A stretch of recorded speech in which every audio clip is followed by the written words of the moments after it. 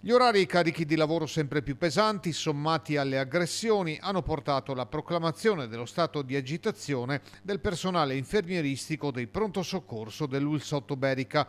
Il loro grido di allarme arriva alle orecchie dell'assessore regionale alla sanità.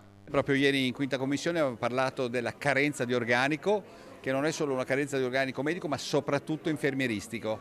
Allora, da cittadino, più che da tecnico, perché io non sono un politico, sono un tecnico prestato alla politica, mi domando, possibile che dobbiamo porci il problema di come recuperare professionalità mediche e infermieristiche dall'estero se non siamo in grado di trattenere i medici e gli infermieri italiani che migrano all'estero? Siamo un sistema paese un po' strano, no? Perché invece di andare a recuperare professionalità all'esterno cerchiamo di trattenere i nostri medici e i nostri infermieri. Per ovviare all'emorragia di personale e allo scontento sempre più diffuso, da Palazzo Balbi indicano una strada concreta.